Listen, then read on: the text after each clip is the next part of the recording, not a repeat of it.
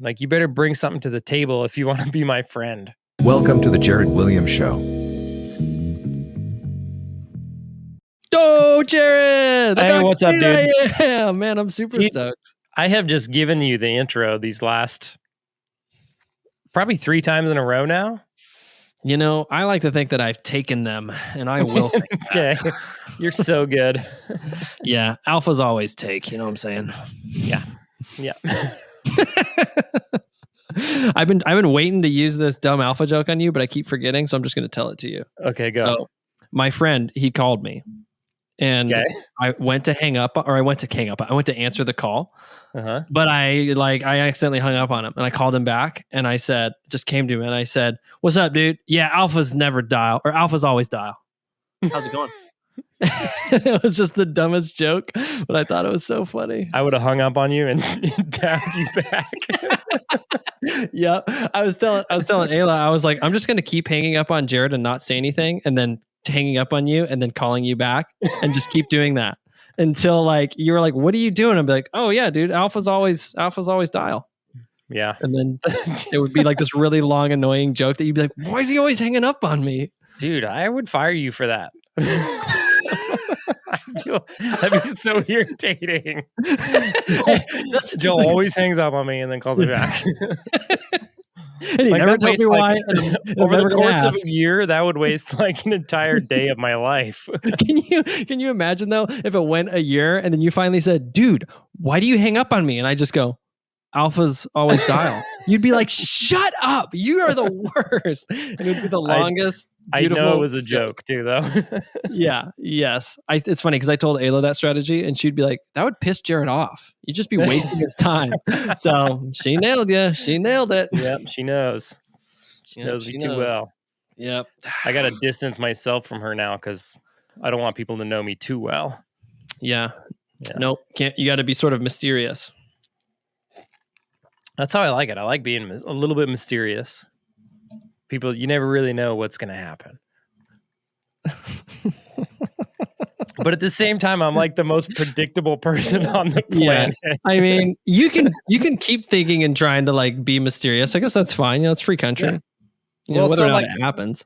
Like in my earlier years, I used to push people away so that they never really got to know me, Sure.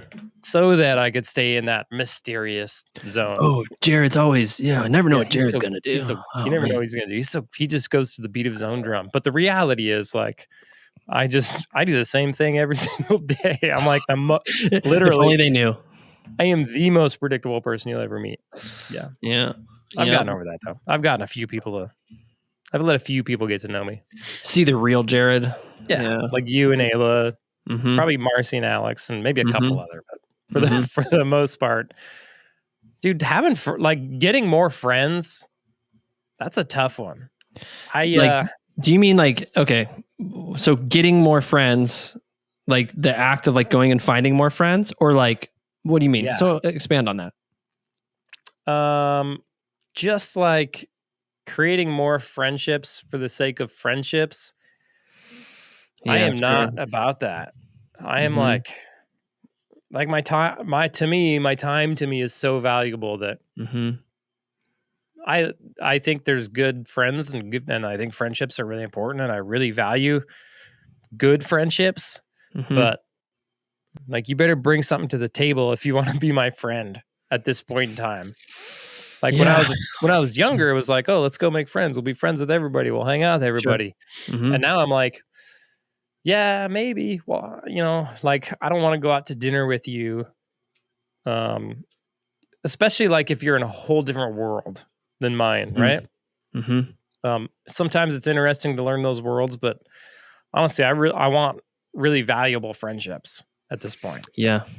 Yeah, that is interesting. And that's probably just something that comes with getting older that we don't think about, where we don't think how value our time is and how much space we have to put friends in there. And I think it takes in my experience, it takes like a friend who reaches out to you is a good friend, right? Like if you're always the one reaching out, then that's to me, that's like a tough relationship to sustain because it's always more burdensome on one person than the other.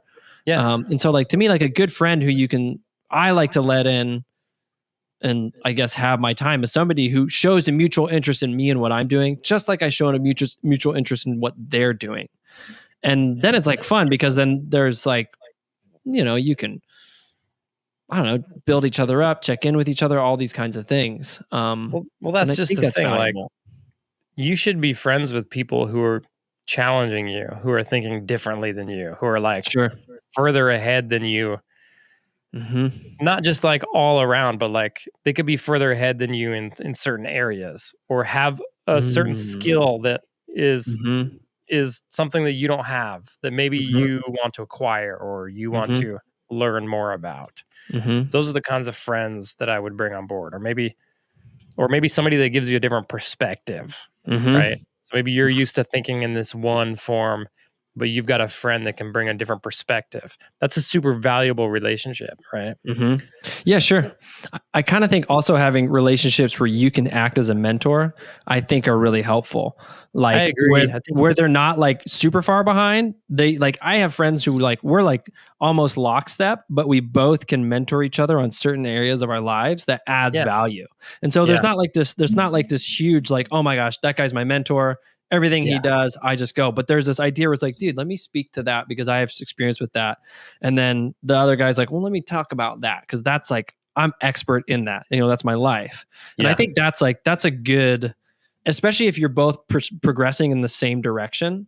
I think it's really important. I think what friendships, when they become not helpful, is even if you might have the same values, you might be able to speak to things, but they're going in different directions. I think those friendships are the ones that you have to consider. Is this something that I need to hold on to? It doesn't mean that you'll never talk to the guy, or you got to be like, yo, bro, you're done. You suck. It's just, there's just a natural distancing that happens. And that's just sort of how those things go. That's just life, dude. It is. I mean, it is. It really is just life. I think those are valuable. I think it's probably valuable for other people to seek out people who are in a different spot than them. Like, that's something I've been thinking about a lot about lately. Like, I've sought out like relationships around business. Like to go back a little bit, actually, to speak about your point, like if you're somebody who owns a plumbing business, then I would love to be your friend, right? Because I'm going to have so much. I'm going to have so much that we can just talk about and that we can relate about, and so much information that we can pass back and forth, that's going to be a valuable relationship to me. Or even if you're like a little bit further behind me in my plumbing business, I'm going to love to be able to tell you information that I know to help you in your journey, right? Because I can relate to where you are and where you're going, and I've been there, and I can help you avoid some of the struggles that I've been through. That brings me a lot of joy. Yeah, sure. So I see a lot of value in those kind of relationships.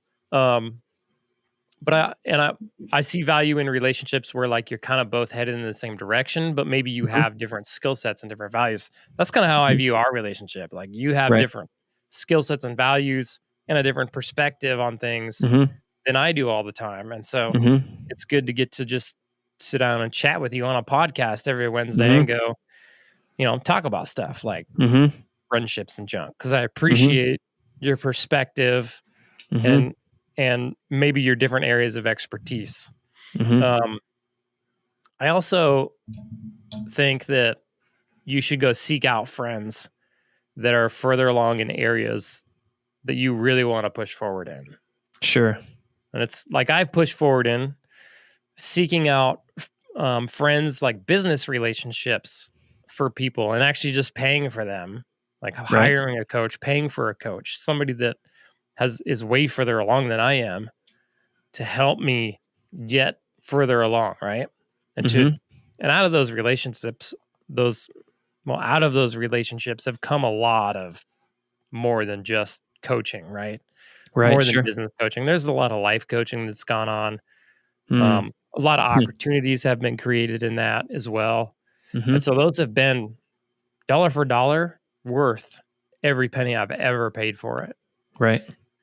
Not just for the coaching, just for the acquaintance, for the sure, getting to know the people that they know, getting to be involved with the people that they're involved in. Mm-hmm. Business opportunities have come up because of it. It's been dollar for dollar one of the best things. The personal growth in that as well. But so like it's easy to do that for business, right? To go in and say, oh, okay, well, I'm going to find somebody who's done this business before, who I can pay, who can then give me some advice on how to do this business better, maybe how to set it up and how it should look like and how to run it and all that stuff, how to structure it, those kinds of things. The hard part that I have is like, I don't know how to find the people in these other areas. Like, so, for instance, like my faith, right? Mm-hmm. How do I go? Like, if I could just pay somebody, I wish I could go to a church. Like, I wish I could go to church. Like, I've been going to this church down here. Mm-hmm. The pastor seems really cool. There's a couple people in the church that seem really cool. And I probably could go up to them and get to know them, but I don't do that because it's uncomfortable. That's why you should do it. That's where you would come in. I'd be like, hey, Joel, go make friends with that guy. go make, and then bring him over to the house. Come on, dude. Yeah. And then go chat him up. Have him over for dinner and I'll come over. Yeah. And I'll come over and I'll be there. Yeah. And really, I should do that stuff myself, you know? Yeah. Right. Sure. But I mean, we like to say if it's uncomfortable, you should probably do it. Even at the end of, because the skill you're learning is going and talking to strangers. And like, but I just want to go because they have something in their life that I don't have that I can see. And I know I want it because I know I need it. But those are the ones where I can't just go pay for it. Right? No, because those are, because that is not the currency in those relationships. No. Yeah. They're not in it for the money. No. And it's just a different thing where, and it's almost like in those situations, but the payment for those is the ability to speak into somebody else's life like that. Because to me, like one of my favorite things to do, like I love talking to like some of my friends. Like I was just talking to my buddy about creating a brand around himself. And it was so fun for me because I could tell him all the things that I've learned through the coaching that I've done and what I've known. And I get to just pour into this guy and be like, dude, you got to do this because this is where it leads. And I love like having him being like, yeah, that makes a lot of sense. And you start to see somebody get excited. And that's the same thing. It's like when you're in your church and you see that person who is, spiritually in a different place than you, and it's something that you want, that person is never going to be like, Jared, what could you possibly give me that would make this? He would be like, bro, I've been waiting for somebody to ask. I just got to talk to people about this. And it's an easy thing. And it just takes your courage to just go and just talk to the dude. Maybe that's what it is. Talk to whoever it is. Because it's like, I need to be more talky.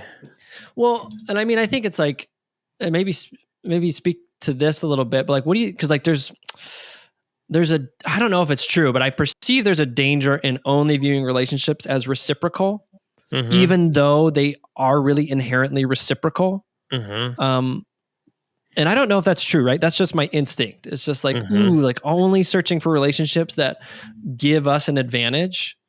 Like, I think that there is something to having certain relationships that don't do that. And I mean, like, so the example I always give in sort of these conversations, it's like, I always tell people like, hey man, it's important that you go to church because, and if you don't believe in Christ or you don't have a faith, it's important to go somewhere where you're around a bunch of different people of different backgrounds, socioeconomic backgrounds. And it's important to go there and to be with those people so that you can like not lose yourself in wherever you are. And like with church, I think it's important because you go there and you're like, okay, I'm worshiping next to this person who's crazy and homeless. I'm worshiping next to this person who is rich and whatever. And yet we're still here united doing the same thing. And I think it's so important because I think if we don't make that a practice, we're going to get lost doing something like we're just going to lose our way. We're just going to be heavily invested in one thing and forget about the whole other thing. Yeah. Yeah, definitely. I've spent the last 37 years practicing my church RBF face. The don't you dare come talk to me face that I have it so mastered that I can go through an entire church service and nobody will come talk to me. It's pretty impressive actually. Yeah. But I should probably like learn to do the opposite and and actually go talk to people. That way I can put myself in opportunities where I can learn and create friendships that will further me along to where I want to go. Yep. Yeah, it's probably the thing I should be doing. It's uncomfortable. And so I never want to go there. But I've gotten over in the last few years, I've put myself in so many uncomfortable situations that I guess I'm probably more willing to do that now. And because I've seen so much benefit in putting myself, like getting uncomfortable and getting used to being uncomfortable has brought me all of my success in life. It's only when I go get uncomfortable. So I should probably be willing to take that to all areas of my life and go get uncomfortable. It's just, it's uncomfortable, right?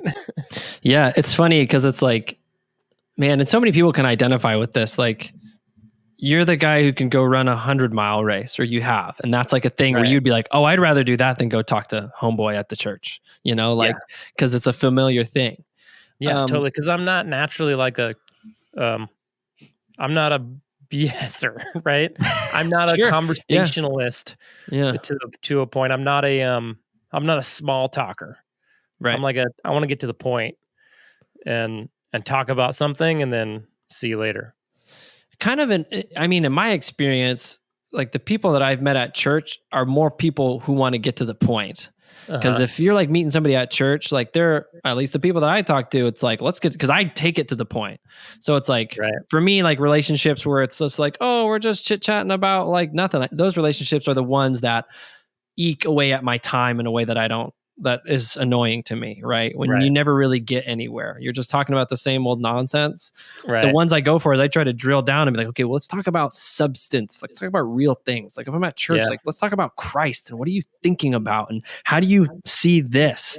And then with that, there's always the vulnerability, because then you're going to have to show a part of your soul that you might be uncomfortable with. Like, this is what I think about this, and this is what I've done, or these are the mistakes I've made, which have led to these things. But once you break through that, then you can find very quickly if that person is of the same mind. And if they are, then great. And if they're not, then you just know that you've made an acquaintance. And then you can, you've made a guy that you say, what's up, dude? How's it going? And then, you actually might have made an acquaintance who might end up looking to you for certain advice that you can give, which will then be fulfilling for you. But then you will eventually find the guy who's like, dude, I've been reading this book and this is what it talks about. And you'll be like, I never knew. And then you find yourself learning and growing in relationship with this person over that. Yeah. Yeah. I think that's probably wise advice for anybody listening. It's like just that idea of getting comfortable being uncomfortable, but then not stopping that in your business, taking that throughout all areas of your life. Because ultimately, like me, I took my business from nothing to, last year we did 5 million in sales and we have 12 employees. I live across the country, pretty much as far apart as you could possibly get. But to do, I don't say that to brag, but to do that, like it required a lot of personal growth. Like the me 2.5 years ago couldn't have done what I'm doing now, right? And so business growth really became a lot less about the ins and outs of the business. It really became more about Jared's personal growth. It really did. Like at a point, it was like, okay, now Jared has to turn into the person that is capable of doing these things. Yeah. And so it took a lot of like leadership skills, communication skills, and those kinds of things, and getting comfortable being uncomfortable to learn those skills, to be able to grow a business to that point. I think it's probably the same like all across life, right? If you want to go somewhere, it's likely less about the actual act of like getting there and probably more about the act of growing as a person, the act of growing your character, right? Yeah. Yeah. No, that's a great point, because I think, so much of life is so much more about who you are and necessarily what you have because people will look at things like business like, oh yeah, I have to get money, I have to get customers, I have to get this, and those are their goalposts, right? I need to get this much money in a bank, I need to have this, to be this, to do this. But I think why those things never satisfied is because they're never considering the question of who I am as I walk through these milestones, who I am when I make $1 million, who I am when I have this failed meeting, and who I am when I do this. And it's those thoughts that are like actually going to push us into a place where we find ourselves to be content, because we know that who I am as somebody who's going to be content when I make $1 million as the same person who is content when I lose $1 million. Yep. Yeah, exactly. Because that's what you want. You want that to be that same person. And it takes practice to figure that out. And it takes being uncomfortable. I think part of the reason it's so uncomfortable is because you have to, like, I don't think you can really think about that stuff, right? So me 2.5 years ago couldn't have thought about how me today needed to be to do what I'm doing today. Dude, I know. It took the act of like doing, right? It took the act of putting myself in these uncomfortable situations to force myself into growing, to learn how I needed to act and where my shortcomings were, right? And I don't think you can get there just by thinking it through. I think you're going to be in analysis paralysis, right? You're never going to get anything done, number one. Yep.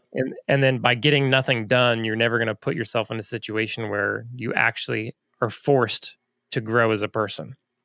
Yeah. Versus on the flip side, like if you can go, okay, I want to make $1 million, and then start pushing yourself to do those things, like in a plumbing business, you'll start, you'll hire employees, and you'll be like, damn, I got to learn how to lead people now. Yeah. You have to be the person who can actually be in a business that can do $1 million. Yeah. So now I have to be a leader. Okay. How do I be a good leader? So then you have, you're forced into that situation of figuring out how to be a good leader, which develops certain, skills and characters and that kind of stuff. Even when you like first start billing customers, right? You all of a sudden have to be a person of integrity, right? All of a sudden. Yeah. If you want to like continue in business and do a good business, you have to be a person of integrity. And if you're not, and you get employees, then your employees start seeing, is Jared a person of integrity? Well, you really want to be a person of integrity then, because you've got employees looking at you, and you don't want them to think that, you're going to screw them over for $1, just like you did this customer, or you had them do for this customer, right? Right. You really got to like be able to hold strong in that. So it's those kinds of things, like just getting into those situations that force you to build these characteristics and really learn how to own them as you go through. Yeah. It's kind of like we become wiser when we can, let's see, because there's like a wisdom, because right now we can sit and look back and we can be like, okay, Jared of 2 years couldn't do what Jared's doing now. And like, but it's so hard for us to do that in real time. But it's almost like maybe the skill that we can develop to sort of, I don't know, learn what we learned from the past so that we can become wiser, so that we have less of those moments of, I guess we just maybe get to the character building quicker and we avoid all this like nonsense. Like we get to that moment quicker. Like I know from past experiences that it was me who was the problem. So let's start with me, and then maybe that'll work out the problem. Oh my gosh, it's working out the problem. This is awesome. And like sort of coming back to that. Yeah. I think I see a lot of people, they have a character flaw. Okay. So they're getting themselves in these situations where they're doing the work where they need to develop the character, and they don't quite recognize that their character is what's holding them back. So like they'll hire employees and and they won't become a leader. They won't put in the work that it takes to be a leader. And I don't know if it's because they don't see it. Like they don't understand, okay, I'm leading people, I need to become a leader. Or if it's just they don't want to become a leader because it's scary or it's uncomfortable, right? And they don't like it. Well, that's the kind of stuff. It's like, well, then don't go into business, right? Right. Like, if you're not willing to go through these character developments and learn how to do these things that are hard for you, then don't go into business. Mm-hmm. You know, and you don't have to do those things perfect. Like, I'm not a natural born leader. Mm-hmm. And so when I hired employees, I wasn't a good leader, and it was something I had to learn how to do, and I still wasn't the best at it, right? Mm-hmm. But I got good enough at it to where my business was able to succeed, and I was able to hire that position out to somebody who's a much better leader than I was, right? Mm-hmm. Who's a natural born leader, right? Right. Yep. Mm-hmm. So you don't have to be super good at it, but at some point in time, you need to learn to recognize those things of, okay, I need this skill set, or I need to be able to develop this character. And I guess I don't know how you learn to recognize those other than just to kind of sit back and think about it, take a glimpse at it, right? I think that comes right back to having friends, because the friends are going to be the ones who are going to be able to recognize your lack. Yeah. And if you have good friends, they're going to be the ones who are going to be like, dude, I don't think that you're doing that the right way. And this is kind of what I see. What do you think about that? And then you might actually have a blind spot that's pointed out to you that you didn't even know existed. And so it takes a character of humility for you to accept that from your friends, but then also to reflect upon it and to consider that it's true. And I mean, that's why we can't do things alone, because then we're just going to be, I don't know, we can be stuck in our ways and never get out of them, because we don't let anybody in to the point where they can actually tell you, hey, bro, you're doing that weird. You should not do it that way. And then we go, oh, dang, I didn't even know. Thanks, man. Like, I don't know how many times that I've had people in my life come alongside me and be like, hey, dude, like, what you did there wasn't quite the way to do that. And at that moment, thought I was in the right. And then I hear that and I'm like, holy moly, you're 100% correct. I messed that up. Like, damn, I messed that up. And then I had to go back and fix it. Right. Yeah. And then it's cool, because then that gave me the eyes on myself to recognize that, so I don't repeat that mistake. But then I can look to my friends and look at them and be like, oh my gosh, you're doing that way wrong.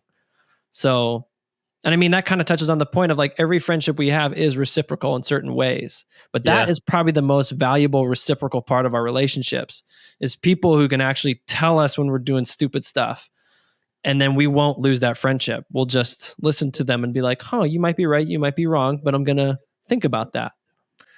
Yeah, that's probably, I would say, like, after thinking about it and listening to you talk, I would say that that's probably the most valuable part of hiring a business coach, is just that they can point out character flaws and point out those areas that, hey, you're doing this and you're thinking this way about it, but in reality, like, this is what this means. Like, if you can't lead people, that just actually means you need to become a better leader. Here's some resources to become a better leader.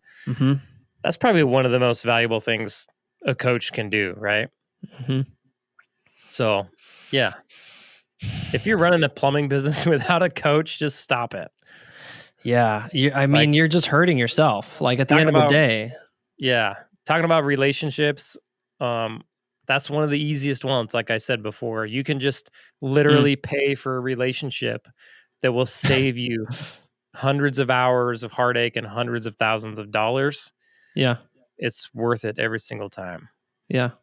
Yeah. Yeah. I completely agree. 100%. Dude, 100%. 100%. So I guess I got to go to church and, like, go start introducing myself. Get my RBF off. Yeah, you gotta walk up to him and be like, "Hey, sorry for the RBF. I'm working on it. My name's Costin," because you don't want to give your real name. That'd be weird. My name's Costin. No, how's it going? Yeah, geez, that's stupid. That's like the third conversation. You let that cat out of the bag. Okay, I lied. My real name. My real name's Chris Still. 2023. How's it going? Go through all your family members. Yeah, that'll be good. Okay, I lied. I lied again. Like 2 years later. Okay, it's Jared, but it's spelled AR. Gotcha. God, I'm still doing it. We come up with some of the dumbest stuff. Yeah. Hey, you know what? I'm having a good time. Yeah. Cool, man. Well, yeah, friends are a good thing. Thanks, Jared. That was a good conversation. Yeah, man. See ya. See ya. Hey guys, if you liked that episode and you want to see more content like that, I picked out a special episode just for you. All you got to do is click right here. Go ahead and do it. Just click right there.